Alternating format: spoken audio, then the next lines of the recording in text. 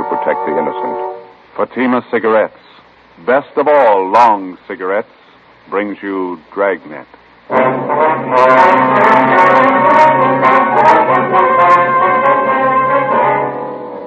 You're a detective sergeant. You're assigned the homicide detail.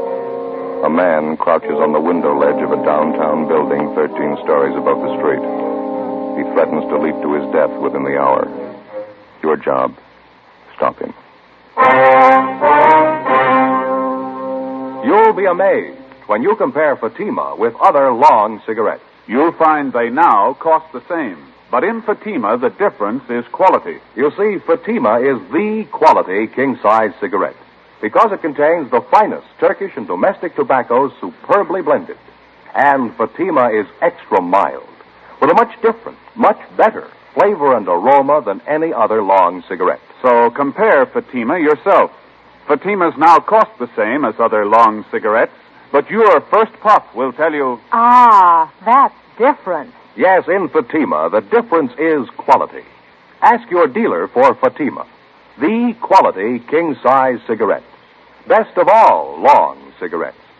Start enjoying Fatima for a new year of greater smoking enjoyment.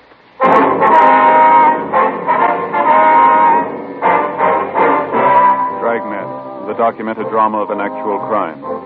For the next 30 minutes, in cooperation with the Los Angeles Police Department, you will travel step by step on the side of the law through an actual case transcribed from official police files. From beginning to end, from crime to punishment, Dragnet is the story of your police force in action. It was Thursday, September 6th. It was warm in Los Angeles. We were working the day watch out of homicide detail. My partner's Ben Romero. The boss is Captain Steed. My name's Friday. I was on the way back from communications, and it was 1:28 p.m. when I got to room 42. Homicide. You ready, Skipper? Yeah, coming. Ben, what's up? Just got the call, 3rd and Temple. Yeah? Fitzroy building, 13th floor. They got a jumper. Friday, Ben? Let's hustle it. Right. What's the story? Skipper took the call. Not much to tell. Guy's perched out on a window ledge, 13 floors up, threatening to jump. Yeah? What time you got, Romero? 1:33. Not much time. What? The guy on the ledge, he served notice. Well, how do you mean? Says he's going to jump at 2 o'clock. 1:36 p.m. Ben pulled the car to a stop at 3rd and Temple. We double parked near the intersection and started across the street to the building on the northeast corner. It was a steel frame structure with a block granite facing. The stone lettering over the main entrance read, R.H. Fitzroy Building, 1927.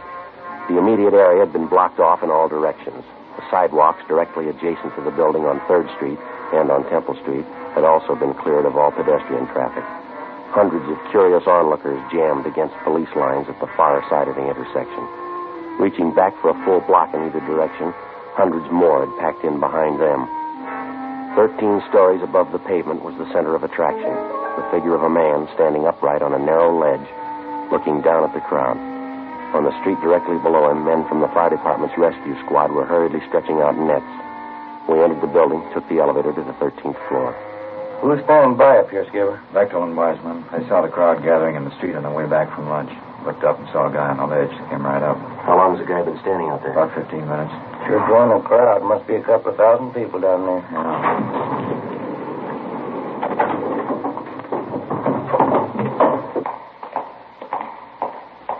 What was that room number, Friday? 1305. Yeah, down this way. There's Bechtel. Mac? Hi. Been watching for you. The office is down here. Okay. How's it stand now? He's still out there ready to jump. We got 22 minutes to figure out how to stop him. What's the story, anyway? I'll let the doctor tell you. Go ahead. Through here. Nurse, where'd Dr. Turner go? He went down to meet Dr. Rice. He's bringing him right up. This is Captain Steed, homicide in Flanagan. How do you do? Sergeant Friday Romero. How do you do? Nurse, how are you? Here's how he climbed outside this window here. Yeah. Right now, he's standing on the ledge about 12 feet to the right of the window. The ledge is about 14 inches wide. No other windows closer to him? No, this is it. Did you try to talk him out of it, get him back inside? We took a turn at it, yeah. Wiseman crawled out on the ledge, talked to him. So did I. It's one of the queerest jumpers I've come across. How do you mean? He's got a hammer with him, carpenter's hammer. Whenever you get close to him, he takes a cut at you. Wiseman wasn't looking for it, had to duck fast. He almost went over. Was there any other way to reach him? Double-checked the whole layout. This window's the closest. What about lowering a man from the roof? Wide piece of cornice up there, a big overhang. Put a man down on a rope, and he'd be hanging 3 feet from the side of the building. Wouldn't come close to the guy. How about this doctor you mentioned, Beck? You figure he can help? It's worth a try. Miss Lenahan? Yes, Sergeant. You saw it happen. You know better than I do what Dr. Turner's idea is. Would you fill these men in, please? Make it brief. Surely. Now, this man on the ledge, who is he, do you know? Walter Harrison's his name. He's one of the doctor's patients. His sister brought him in for a routine checkup. That was about 1 o'clock. How old's the man? 41. His sister told us he's been complaining of a backache lately. While the doctor was examining him, and Mr. Harrison flew up all of a sudden. He yelled out we were trying to cripple him, that we wanted to kill him. Oh, excuse me, please. Sure. Dr. Turner's office. No, I'm sorry. Not this afternoon. We have an awful lot of trouble. Yes, all right, then, sir. Well, what happened after Harrison started to act up, Miss Lenahan? Dr. Turner and I tried to hold him. He shoved us both out of the way. He hit the doctor in the face, then he ran to the window, got out on that ledge, and crawled along the side of the building. He's been there ever since. Miss Harrison is a mental case? Yes, he's been for 10 years. Been in and out of the state hospital at Camarillo a couple of times. Sister Ruth's been taking care of him. She was here when it happened. Where is she now? Next door, the treatment room. Thelma, that's the other nurse. She's looking after Miss Harrison. She's pretty close to hysterics. Tried to talk to her, Skipper. Not much help so far. Mm-hmm. You say the doctor's been treating this Mr. Harrison? No, he just came in for a physical checkup. Dr. Reich's been handling his mental condition. That's where Dr. Turner is now, getting Reich. He has his office in the next building. What time you got, Ben? It's getting short. 19 minutes to 2. How about the time element, Beck? If he's going to kill himself, why is he waiting for 2 o'clock to do it? It's got me. He scribbled a note out there, threw it down to the street. One of the men in the rescue squad grabbed it and brought it up. I got it right here. Here, let me see. Can I look at that there? Mm-hmm. They want my life. They want... What's his next one? Oh, dead. Dead. They want me dead. Yeah. I'd like to pray first. I'll jump at 2 o'clock. What's this last thing, Ben? I can't read this. Let me see. At 2 o'clock, don't touch my body. That's it. Don't touch my body. You saw the guy at close range, Beck. What do you think? He's serious? I don't know. I'm not even going to guess. How about me going out and talking to him, Skipper? It might work. It won't do any harm. That ledge is 14 inches wide, Romero. If you slip, I don't want to explain it to your wife and kid. Well, how about me giving it a try? That jumper case last October, I was on that one. It's volunteer duty, Joe. I'm not going to order you. You know the risk. Yeah, I'll watch you. You want to stand by here at the window, Ben? Yeah, okay. Let's get that window up, huh? Those blinds. Yeah. Those blinds up. Okay. I'll give you a hand with the window. All right. Come on. Up she goes. I'm stuck. Yeah, it is. All the way up, huh? There it goes. Okay. Be careful now, huh? Yeah, I will. Joe? Yeah, Beck. Don't forget about that hammer the guy's got. It's just my guess. Yeah, what's that? The guy might want to die. I don't think he wants to do it alone. 1:43 p.m. If we could take Walter Harrison's word for it, we had exactly 17 minutes to talk him into a change of mind before he plunged to his death on the pavement 13 stories below. I crawled out of the window and started inching my way along the narrow ledge. Went slow. I kept my eyes on Harrison. He stood about 10 feet away from me, looking down at the crowds jamming the streets below. I edged along to within 8 feet of him. He didn't seem to notice me. He was a fairly tall man, about 5'10", medium build, dark hair. He was wearing gray pinstripe trousers, a white shirt, no coat, no necktie. I got to within 6 feet of him. He raised one arm and made a motion with his fist at the crowd below. Animal! You dirty bag of animal! You won't touch me! I'll jump right through you! You won't even touch me! I kept edging toward him. He still didn't seem to notice me. He turned his body a little. Kept pounding the side of the building with a hammer. I got a look at his right hand. In it he held the carpenter's hammer. I got to within 5 feet of him. An airliner passed overhead. Harrison looked up. He muttered something, then he turned. He saw me. I'm going to kill you. It's all right with me, Walter. Why do you want to kill yourself? You're only going to hurt people. You don't care about people. You don't care about me. What am I doing out here? Well, you got it wrong, Walter. A lot of people care about you. They want you back inside. They want you where it's safe. You're another one of those. You want to get your hands on me. You want to grab me. Well, you're not. I'm going to kill you. It's all right, Walter. You can kill me. I want to help you first. You stay back. Don't you move anymore. I got this hammer, and I'll smash your face with it. I'll smash it. I only want to talk to you. I know we can straighten this out. I'll do it my way, you understand? My way. I know who you are. You've been after me before. I know what it's all about. Yeah, I know you do, Walter, but you got it wrong. Now, look, you're going to jump off this building at 2 o'clock. That's in 15 minutes. That's right. You bet I am. All right, now, let's talk it over for 5 of those minutes, huh? Can't do any harm. I'm not going to hurt you. How about it, okay? Why should I talk to you? Because I care about what happens to you. So does your sister. So do a lot of people. Well, then you're like a lot of people. You want to get your hands on me. Like those animals down there, the whole dirty pack of them. They want to grab on me, get all around close and put their hands on me. Well, they're not going to do it. Of course they're not. Nobody's going to hurt you. You know that, don't you? You bet your life they're not. You see that dirty pack down there? Well, they don't know it, but I'm going to jump right through. I'm going to jump right through all of them. They won't even touch me, and I can do it right now. Wait a minute, Walter. Don't forget your promise. What are you talking about? What promise? 2 o'clock. You wrote that down yourself. You said you wouldn't jump until it was 2 o'clock, didn't you? That was no promise. I just wrote it down, that's all. Just 2 o'clock. Yeah. Well, your sister believed it. We gave her the note. She says that you promised. Now, you going to make a liar out of yourself? You're the liar. Ruth didn't say that. She didn't say it was a promise. You got to take my word for that. All right, let's go in and ask her. How about it? See Ruth inside? Sure. Come on. Come on, take my hand, Walter. All right, I'll take your hand. Watch your step. Look out, will you? You get back there. Get back. Now, next time I won't miss. I'll smash your whole arm. You think you're pretty smart, don't you? You're trying to trick me. Well, I told you before. I know who you are. You're trying to get your hands on me. You promised your sister 2 o'clock. You're still going to break that promise? I'm not like you in that pack down there. I don't break promise. Everybody knows that, Walter. They trust you. Now, come on. How about talking this thing out? What time? 1:46. 14 minutes to go. You're lying. How do I know that's the time? Well, you can look at my watch. Here, right here. Now, you stand back. I told you before. You stay away from me. I just wanted to show you the time, that's all. All right, you can look at that big clock up the street, see? The one on the side of the Hobart building up there? 14 minutes. How do I know that's right? How do I know they're not in with you, too? You already said it. Big company. They don't care about you or me. They got a business to run. Their clock. They don't care what happens. No, of course not. They don't care. All right, well, I'll just keep an eye on this clock. All right. You don't mind if I talk while you wait, do you? What's that plane?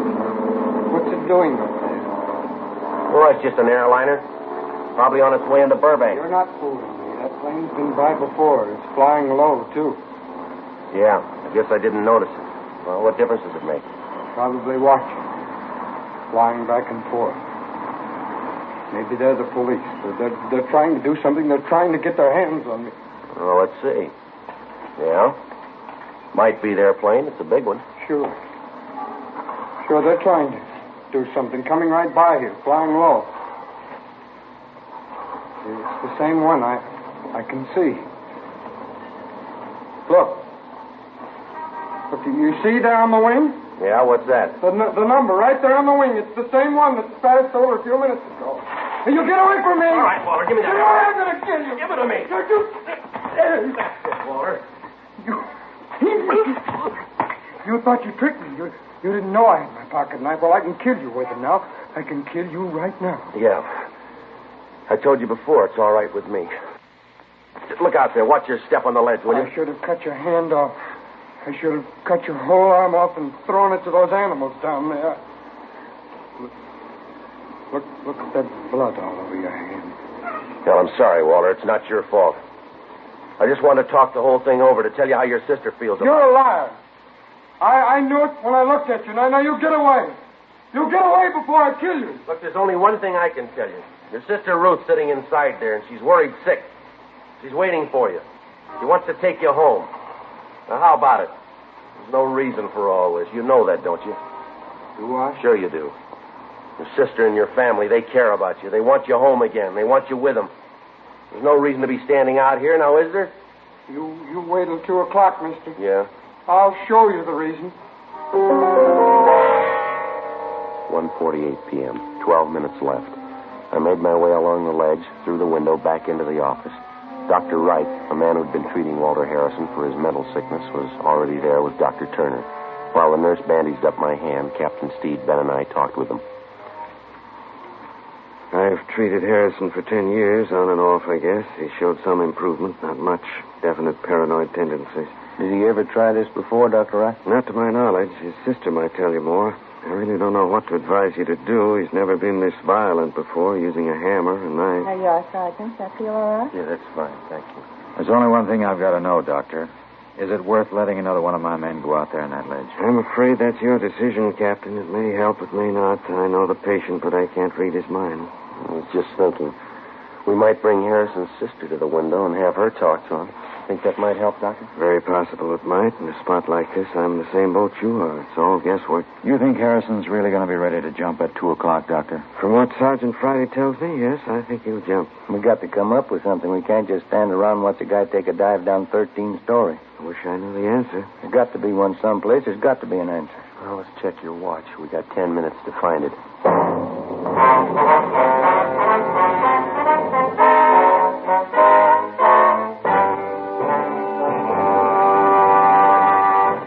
You are listening to Dragnet, authentic stories of your police force in action. And now, here's an authentic report from Fatima Cigarettes. 1949. Fatima more than doubled its smokers coast to coast. 1950. Another record-breaking year, with more long cigarette smokers insisting on Fatima quality than ever before. In 1951, enjoy Fatima quality yourself. Yes, friends, in Fatima, the difference is quality. Quality of tobaccos. The finest Turkish and domestic varieties, extra mild and superbly blended, to give you a much different, much better flavor and aroma. Quality of manufacture. Smooth, plump cigarettes rolled in the finest paper money can buy. Quality, even to the appearance of the bright, clean, golden yellow package, carefully wrapped and sealed to bring you Fatima's rich, fresh, extra mild flavor. Compare Fatima yourself. Fatimas now cost the same as other long cigarettes, but your first puff will tell you... Ah, that's different. Yes, in Fatima, the difference is quality. Start enjoying Fatima for a new year of greater smoking enjoyment. Insist on Fatima, the quality king-size cigarette. Best of all, long cigarettes.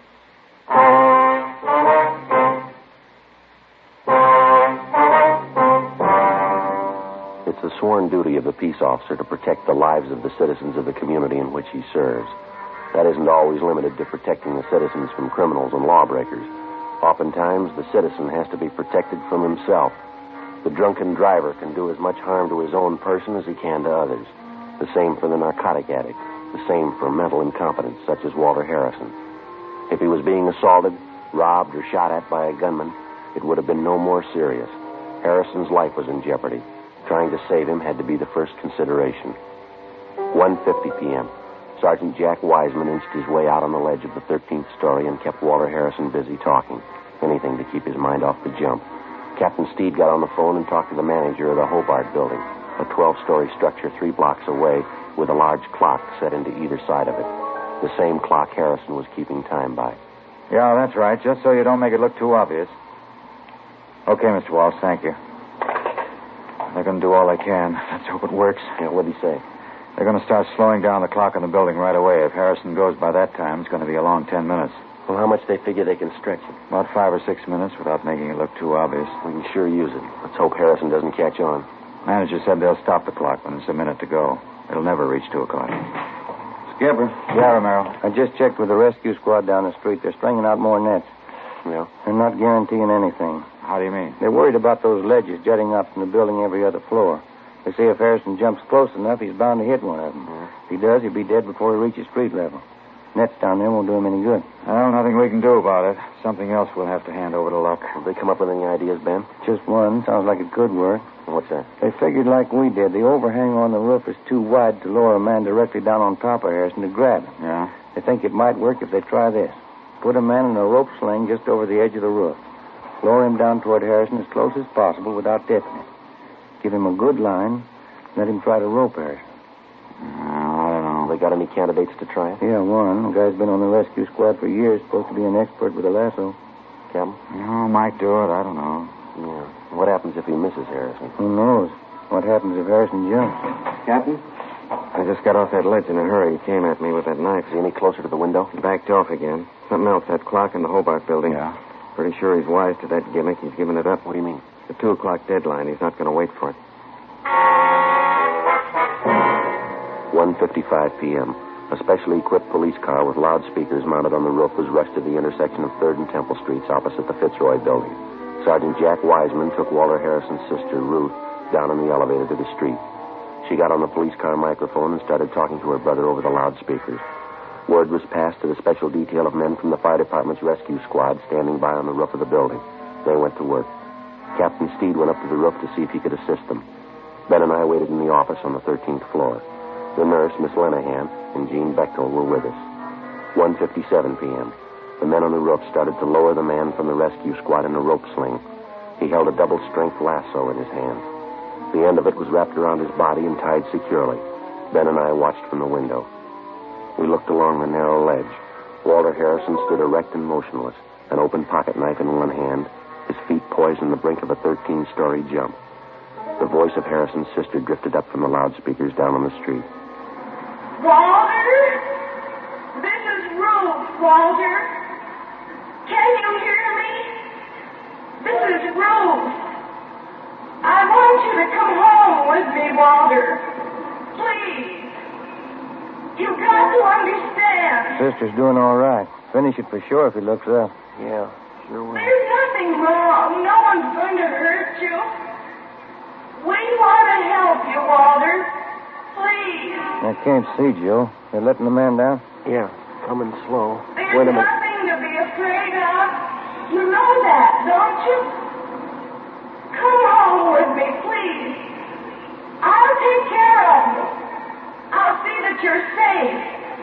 That you're all right. Joe, how's Harrison doing? Can you see? Yeah, he's looking down, not moving at all. Nobody's going to hurt you, believe me. These people are your friends. They want to help you. Can you hear me, Walter? They want to help you. That's it. What? Man coming down on the rope. He's just above Harrison now. They're your friends. You can trust me, your sister Ruth. You've got to trust me, Walter. I want to take care of you. I want to take you home. Yeah, I see the man now. He's right above me. Got the lasso ready. Keep your fingers crossed. What is it? What's happening? The lasso. He's throwing it. Get away from me! Missed, Joey, missed. Walter, wait a minute. Harrison! No, I'm alive. Get him away from me. Get him away. Pull that man up. Pull him out of the way. That doesn't. Oh, he's still on the ledge. I'm going out. Joe, wait a minute. Yeah? It's only a chance. Yeah? Why don't you get him mad at you? Say anything, insult him. Well, I'll try. Anything to make him go for you. If you can get him down to this window, I can grab him. If I get him by the window, I'll hold on to him, huh? Yeah. When you grab him, try to lean as close to the building as you can. There's not much to lean on the other way. 1:59 p.m.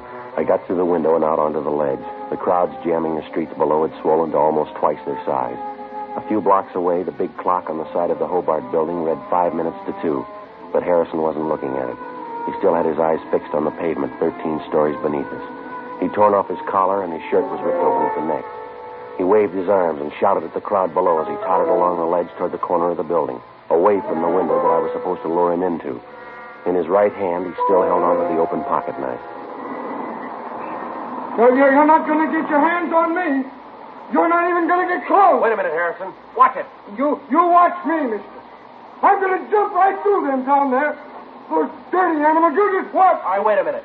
I got a message for you from your sister Ruth. Now, do you want to hear it? You won't get your hands on me. None of you. I'll see you later, Miss. You're a phony, Harrison. You're a phony liar. I'm a what? Don't hurt me. You're not kidding anybody. You don't think I can jump, huh? Well, you just what? Anybody can jump. Any phony can do that. What? It doesn't take anything. Those animals down there in the street, any one of them could do that. You're just like one of them. I've still got this knife. I've used it before. I can kill you. You couldn't kill anything. You haven't got the guts. You're a phony. You're a liar. You're a rotten liar. I can cut you to pieces. Oh, you talk big, Harrison, but you're all talk. I can cut you to pieces. You haven't got me fooled, mister. Not for a minute. I'll cut you to pieces. You haven't got half the nerve. You're a phony and you know it. You're a rotten liar. You stand still. Go on. You stand still and I'll show you. Oh, you talk a real good game, but that's about all. You're all talk. I'll show you. I still have my knife and I'll kill you right now. Yeah, sure you will. You're backing away. You're afraid. You're a phony, Harrison. Nobody's afraid of a phony. Cut you up good. I'm waiting for you. Come on. What's the matter, Harrison? You're not waiting. Stay still and stop backing away. Now stop! I tell you, you come and get me, huh? Haven't you got enough nerve? Or you're just talking again? All talk, huh? That window. You've got to stop by the window and then I'll cut you to pieces. All right, Harrison. Here. Now you go ahead. Prove you're a phony. All right. I'll show you. You rotten liar. All right, Walter, now drop it. Drop it. I can't kill you. You rotten liar. I'll cut you to pieces. Drop it. Drop it. Joe, look out. Grab them. They're going to fall.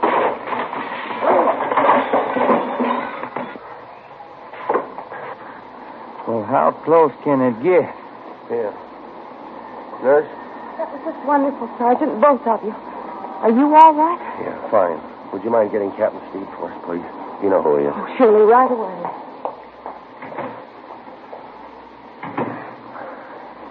Well, Yeah, it was a rough one. minute there, it looked like you were both going over the side. Yeah. Thought I'd lost you, Joe. Oh, you didn't have to worry. No? No. You told me which way to lean.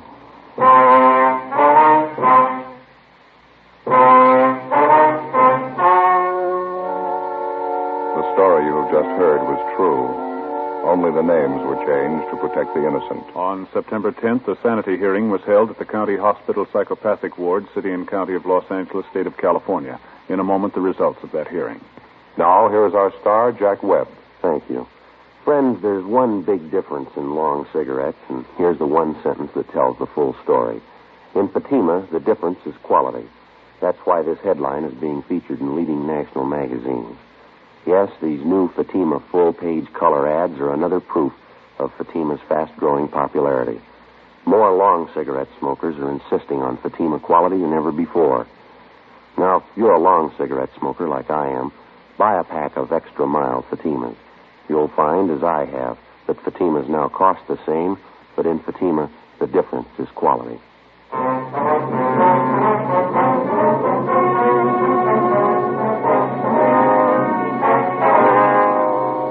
After being examined by 6 psychiatrists, Walter John Harrison was judged mentally incompetent. On his sister's request, he was committed to a private sanitarium. 7 months later, Harrison took his own life by hanging.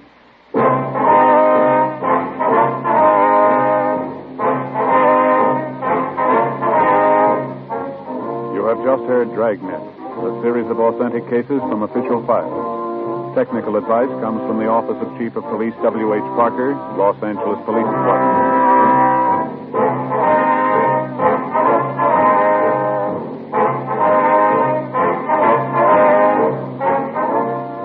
Fatima Cigarettes, best of all long cigarettes, has brought you Dragnet, portions transcribed from Los Angeles.